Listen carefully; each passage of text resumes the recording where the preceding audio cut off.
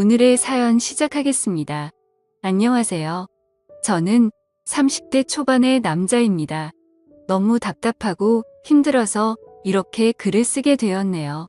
저는 이혼 소송 상간자 소송 등을 진행하고 있습니다. 제가 이혼을 하게 된 사연은 아내의 외도였습니다. 물론 외도뿐만 아니라 여러 가지 문제들이 있었죠.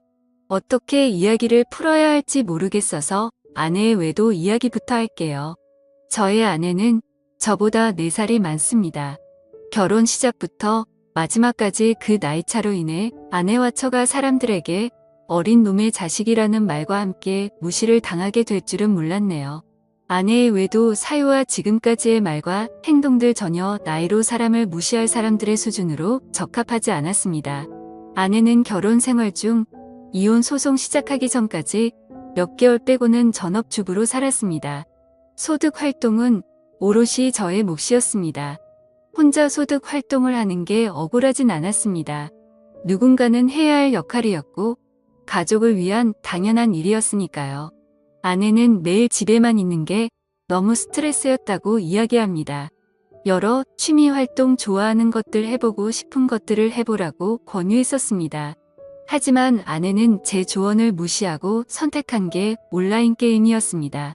동적인 활동이 여러모로 게임보다는 좋을 듯하여 차라리 밖에 나가 친구들을 만나라고 이야기하곤 했었습니다.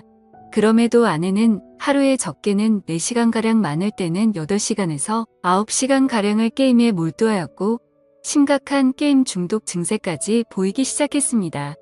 문제는 게임으로부터 시작되었습니다.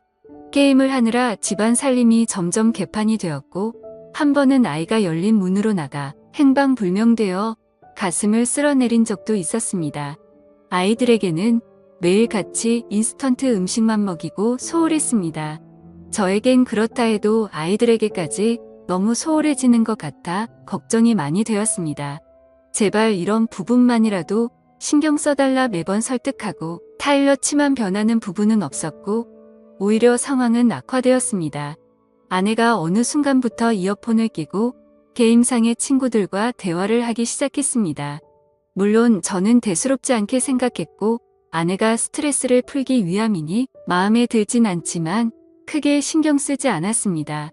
그러던 중 아내에게서 이상한 행동들이 발견됩니다. 아내가 게임에 집착하면서 이어폰을 귀에 꼽은 상태로 잠이 든다거나 평소와 다르게 밤에 속옷만 입고 있는 경우가 많아졌고 새벽마다 잠에서 깨어 누군가와 통화를 하는 일이 잦아지기 시작했습니다. 이때까지도 심각하게 생각하지는 못했습니다. 결혼 생활 내내 전화나 문자, 카톡 전체를 매번 전부 지워놓고 무음으로 해놓고 다녔지만 의심하지 않았어요. 하지만 어느 순간부터 평소 하지 않던 행동들을 아무렇지 않게 행동하여 이상한 느낌이 강하게 들기 시작했습니다. 의심을 해소하고자 정중하게 핸드폰을 보자고 아내에게 부탁을 하였습니다. 그럴 때마다 과하게 성질을 부리며 대뜸 이혼하자고 이야기하는 아내와 충돌하기가 싫어 아무런 확인도 하지 못한 채 시간이 흘렀습니다. 그러던 중 처가에서 식사 자리가 있었고 식사 중에도 핸드폰을 놓지 않는 아내에게 무척이나 화가 났습니다. 한심한 생각도 들었고 이상한 느낌이 강하게 들어 식사 자리가 끝난 후 결국 아내와 한바탕 싸우게 되었습니다. 도대체 무슨 중요한 일이 있길래 가족들과 식사 자리에서 그러고 있느냐. 요즘 너의 이상한 행동들이 너무 의심스럽다. 당당하다면 그렇게 옆에 깨고 사는 핸드폰 좀 보자라고 아내를 다그쳤습니다. 이런저런 신랑의 끝에 아내는 체념을 한 건지 아니면 어떠한 큰 결심을 한 건지 볼 테면 보라고 핸드폰을 던져주더군요. 아내의 핸드폰을 검사하는 모습이 참 꼰대같이 느껴져 제 스스로도 한심했습니다. 하지만 아내의 핸드폰에 충격적인 내용들이 있었습니다. 보다 보니 하트 표시로 저장되어 있던 인물과 이런저런 대화를 나눈 내용이 있더군요. 내용은 사랑한다, 보고 싶다, 이혼하겠다 등의 문자 내용과 영상 통화를 하며 나눈 대화를 주고받은 내용, 그리고 차마 눈뜨고 볼 수 없는 사진들까지 적나라하게 있었습니다.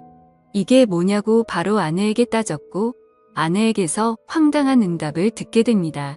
한마디 미안하단 말도 없이 오히려 적반하장으로 이렇게 됐으니 그냥 이혼하자고 이야기하더군요.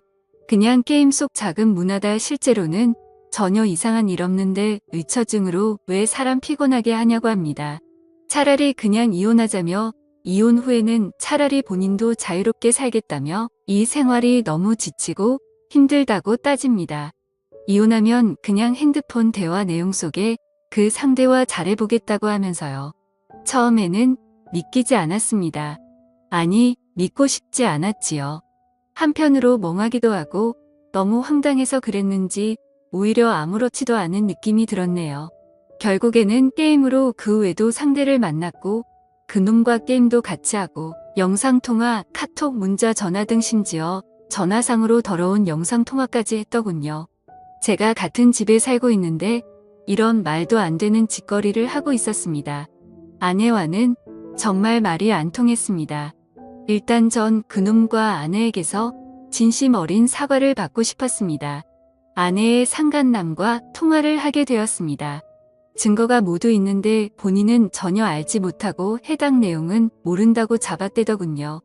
이 쓰레기 같은 자식이 아직 어려서 그런지 새삼을 좀 모르는 것 같아 이러저러한 향후 절차를 말해주며 겁을 주니 실토를 합니다. 옆에 아내에게도 똑같은 질문을 물어보면 아내가 거짓말을 하는 건지 상간남과 서로 말이 맞지 않더군요.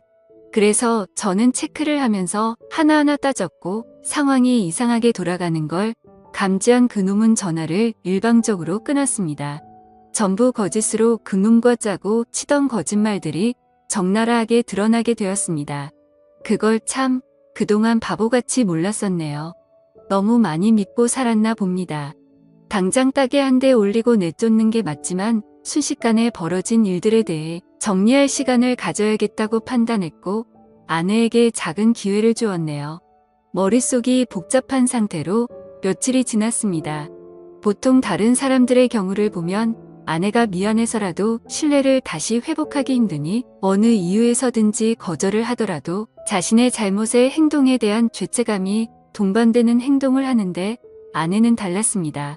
오히려 본인의 행동이 정당한 행동이며 조금이라도 감정 상하는 일들이 쌓이면 당연하게 가정을 내치고 외도하는 게 맞다는 기적인 논리를 주구장창 늘어놓더군요. 더불어 이 과정 중 아내는 어이없는 폭행을 저에게 수차례나 하더군요. 여자가 때려봐야 얼마나 아프겠냐마는 그때까지만 해도 다시 시작할 수 있을 거라는 바보 같은 작은 믿음에 일단 참았습니다. 그러나 흉기를 든 아내에게 상처까지 생겨버리는 일이 벌어졌습니다. 아이에게 못 볼 꼴 보이는 것 같아 근처 사는 동생 잠깐 보내놨습니다. 저는 너무나 화가 났고 이성을 잃고 눈이 돌아간 아내에게 한순간 정이 확 떨어졌습니다. 도무지 이 여자 같이 데리고 살 사람이 아니다 판단을 하니 이후 저도 냉정을 찾게 되더군요. 그동안 작은 희망이라도 갖고 살았던 제가 참 바보 같았다는 생각이 들었고 바로 경찰을 불렀습니다. 경찰이 집까지 도착하는 와중에도 아내는 뭐가 그리 잘났는지 고래고래 소리 지르며 난리를 쳤습니다. 결국 경찰서까지 가게 되었고 아수라장 속에서 조서를 쓰게 되었습니다. 저는 무조건 아내에게 처벌을 원한다고 강력히 주장하였고 그 길로 경찰서로 나왔습니다. 아마도 폭행에 대해서는 벌금형 이상 나오기는 힘들 것 같다고 이야기를 전해들었고 아내는 그 후로 처가에 들어가 살게 되었습니다. 이때까지도 저에게 사과 한마디 없더군요. 그리고 이 정신나간 여자가 그 후에도 본인 SNS에 이러저런 사진들과 그 상간남 사진까지 올리며 처녀인 척을 하고 있더군요. 저는 공황장애까지 앓고 있으며 약 없이는 잠도 못 들고 악몽도 꾸는데 말이죠. 아이를 위해서라도 이 여자 도저히 용서할 수가 없었습니다. 이혼 소송과 불륜 가담자에 대한 손해배상 청구까지 같이 진행하기로 했습니다. 그동안의 카톡 내용들과 사진 녹취한 음성 등 여러 자료들을 가지고 변호사를 찾았습니다. 소송을 진행했고 충분히 문제없이 원하는 대로 진행할 수 있겠다고 하는데 다만 아이가 조금 문제일 수도 있답니다. 애 엄마가 강력히 원하면 양육권은 조금 힘들 수도 있다고 하네요. 이게 말이 되나요? 이 정신나간 여자애까지 본인이 떠안을 거라고 생각은 안 하지만 혹여나 그렇게 될까 내심 걱정을 되더군요. 하지만 저는 끝까지 해볼 것이고 양육비까지 받아낼 생각입니다. 그 와중에 장모라는 사람은 전화를 해서는 제가 문제라는 등 헛소리를 하고 장인은 저를 보면 가만두지 않겠다고 합니다. 제가 보낸 소장을 봤다면서요. 소장의 증거가 모두 첨부되어 있고 그에 대한 내용을 변호사가 정리해서 작성은 사실뿐인 내용인데도 말이죠. 맘대로 생각하시고 원하는 대로 해보셔라. 나 이제 빠꾸 없이 제대로 간다고 끊었습니다. 그에 비해 그 자식이라는 말이 딱 여기서 나온 말 같습니다. 너무나 명백한 아내의 규칙 사유에 어떻게 이렇게 뻔뻔하게 나올 수 있는지 어이가 없더군요. 맘 같아서는 오히려 제가 장인을 찾아가 딸년 잘 키우라고 두들겨 패고 싶은 심정이었습니다. 아내의 그놈은 소송 중 알아보니 아내보다도 무려 13살이나 어린 놈이었습니다. 나이를 알고 나니 이 여자 알고는 있었지만 더 한심해지더군요. 13살 연하라네요. 정신 나간 이 여자 그 한계를 끝까지 보여줍니다. 이 상간놈은 경기도 무처에서 학교를 갓 졸업하고 사회복지사 일을 한다고 합니다.